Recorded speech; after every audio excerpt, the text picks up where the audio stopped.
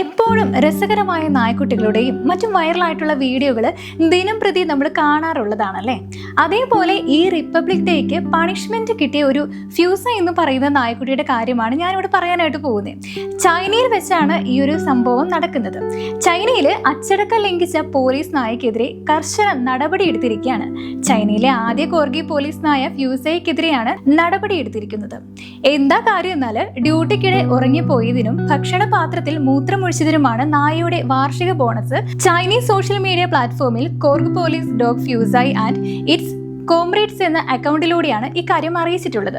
ഫ്യൂസായുടെ നല്ല കാര്യങ്ങൾ ആദ്യം പറയുകയും പിന്നീട് മോശം പെരുമാറ്റം കാരണം ആനുകൂല്യങ്ങൾ തിരിച്ചെടുക്കുകയാണെന്നും ഉദ്യോഗസ്ഥർ വീഡിയോയിൽ പറയുന്നുണ്ട്. പോലീസ് നായ്ക്കുള്ള ലെവൽ 4 പരീക്ഷ ഫ്യൂസായി വിജയിച്ചതായിട്ടും പറയുന്നുണ്ട്. ഇതിനെ അനുമോദിക്കുന്ന രീതിയിൽ പൂവും സ്നാക്സും സമ്മാനമായിട്ട് നൽകിയിട്ടുമുണ്ട്.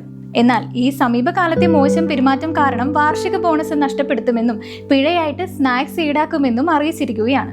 തുടർന്ന് നൽകിയ സ്നാക്സ് വനിതാ പോലീസ് തിരിച്ചെടുത്തു. 2 മാസമുള്ളപ്പോൾ ഫ്യൂസായിയെ ചാങ്കിൽ കൗഡി പബ്ലിക് സെക്യൂരിറ്റി ബ്യൂറോയിലെ പരിശീലകനായ ഷാവോ കിങ് ഷുവായ് പാർക്കിൽ നിന്ന് കണ്ടെത്തുകയായിരുന്നു. പിന്നീട് നായയെ ഷാങ്ഡോങ് പ്രവിശ്യയിലെ വെയ്ഫാങ്ങിലെ പോലീസ് നായ പരിശീലന കേന്ദ്രത്തിലും എത്തിച്ചു.